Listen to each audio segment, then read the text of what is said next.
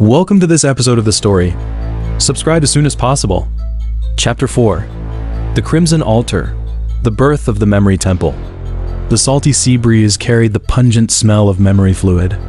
When Cassandra woke up in the cage, the faint blue light from the star chart device pierced her pupils through the bronze bars. Her memory scythe had been taken away, and the power of the Eye of Osiris had completely dissipated during the 3-day confinement. Only the wound on the back of her hand, scratched by Hephaestus' gears, still ached faintly. "Look, our rebel is awake." A cold female voice came from above. Cassandra looked up abruptly and saw Leah de Montfort standing at the top of the altar. The wings made of memory threads, faintly visible under her black nun's habit, glowed with an eerie red light. The silhouette of a baby at the end of each thread swayed gently with her steps. At this moment, Leah was no longer the compassionate saint in the memory temple. The upward curve of her mouth carried a twisted sense of pleasure. Below the altar, countless white-robed believers were carrying the remnants of Atlantis. The bronze components that had once shone with the light of wisdom were now stained with memory fluid and were roughly piled into the shape of a huge furnace. Cassandra noticed that every time a remnant was embedded, a believer would cut their palm and let the blood seep into the gap. It was not ordinary blood, but a memory carrier from which fear and despair had been extracted. "You're going to build a memory furnace with the ruins of Atlantis?" Cassandra's voice trembled with anger. "This was once a lighthouse of civilization, but you're turning it into a slaughterhouse of memories." Leah let a shrill laugh. "Lighthouse?" Since the church discovered the memory resonance technology of Atlantis, this city-state was doomed to become fuel. Do you think those so-called philosophers and scientists were really pursuing the truth? They were just filters for the church to screen memory energy. As she spoke, Leah raised her hand and summoned 2 memory guards. Their empty eyes glowed with a scarlet light, and they roughly dragged Cassandra onto the altar. When her eyes fell on the crimson patterns in the center of the altar, her heart almost stopped. It was a star chart inlaid with countless memory fragments, and each fragment sealed the painful memories of the citizens of Atlantis in their last moments. "This is a gift from the church to the new god." Leah stroked the star chart, her eyes shining with fanatical light. "Since the time of Noah's Ark, we've learned to collect memories. That flood was not a natural disaster, but a cleansing launched by the church to destroy the memories of the rebels. And now, this memory temple will become an eternal monument, witnessing the complete subjugation of human consciousness." Cassandra suddenly remembered what Hephaestus had said in front of the memory resonance device 3 days ago. "What do you think you're saving? It's just an empty shell." At that time, she had only thought it was the taunt of a traitor. Now, looking at everything on the altar, she understood that Atlantis had been an experimental field of the church from the beginning.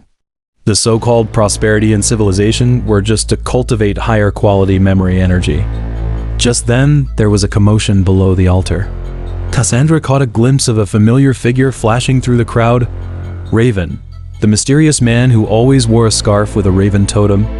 His eyes met Cassandra's briefly, and the burn scar faintly visible under the scarf glowed eerily in the reflection of the memory fluid.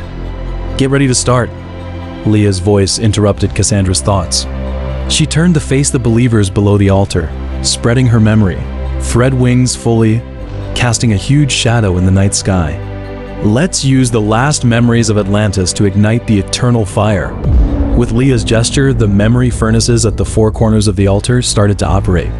Cassandra watched in horror as what rose from the furnaces was not flames, but countless distorted memory images. There were the wails of mothers who had lost their children, the despair of dying warriors, and the Mungdong consciousness of unformed babies.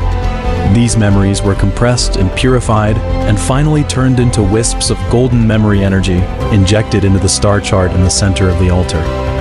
"You're desecrating souls!" Cassandra struggled desperately, but was almost choked by the chains of the memory guards.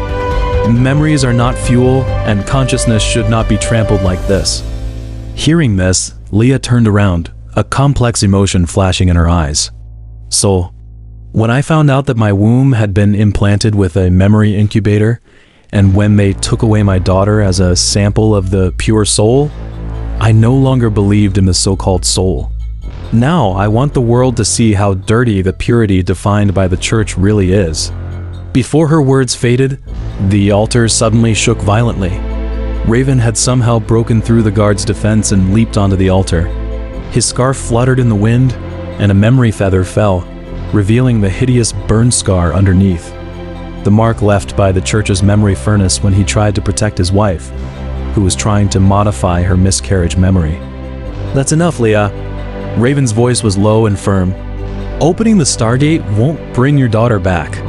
It will only unleash a more terrifying disaster." Leah just sneered. "Back? I want her to see the true face of the church with her own eyes, and then, together with me, completely destroy this world full of lies." As she spoke, she pressed her hand on the center of the star chart, and the memory energy suddenly went out of control. The entire altar was dyed a blinding blood, red. Cassandra felt a familiar power awakening in her body. She looked down at the silver cross pendant left by her mother. At this moment, it was emitting a scorching temperature. When the first wisp of memory energy touched the pendant, her consciousness was suddenly pulled into a dusty memory. It was the scene before her mother's death. Blood meandered on the floor into the Greek word Delta Omega G Omicron Nu, and behind her mother stood an Atlantean scientist wearing an owl mask. "So that's how it is, ... double quotes," Cassandra murmured, a determined light flashing in her eyes. She clenched her fists, and the wound on the back of her hand burst open. Blood dripped onto the star chart. Miraculously, the memory fragments tampered with by the church began to distort and reorganize, actually revealing the true history of Atlantis. Before the church arrived, the people here had already mastered the true meaning of memory, which was a bridge connecting consciousness and inheriting civilization, not a tool for harvesting energy. "No! You're ruining the ceremony!" Leah shrieked and tried to stop it, but it was too late. Cassandra's body was wrapped in memory energy. She saw her consciousness resonating with the star chart, and the imprisoned memory images began to break free. The believers below the altar looked confused, and their tempered memories were crumbling under the impact of the truth. Just then, a golden beam of light suddenly descended from the sky. The high-ranking members of the church descended on the memory ladder. The leading archbishop had a cold look in his eyes. "Clone No. 79, your mission is to test the compatibility of Atlantean memories, not to play the hero here." Cassandra was stunned. Clone? She wanted to refute, but under the archbishop's gaze, she saw the faintly visible No. 79 etched number at the bottom of the pendant.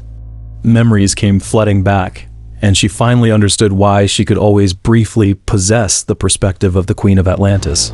It was not inheritance, but implanted combat memories. "Take her away." With an order from the archbishop, more memory guards surrounded them. Raven tried to rescue her but was entangled by Leah's memory threads. In the last moment before being dragged away, Cassandra saw the crimson star chart on the altar starting to collapse, and Leah looking at the sky, showing a crazy and relieved smile. "This is not the end, ... Cassandra whispered before losing consciousness. "I will find the truth, no matter how many memory cages I have to pass through ... When darkness completely covered her sight, the memory furnaces below the altar were still rumbling, and the memory images that had broken free were turning into little stars, quietly seeping into the ground of the Acropolis, becoming the seeds of hope for future rebels. This episode ends here. The next episode will be even more exciting. Come and subscribe.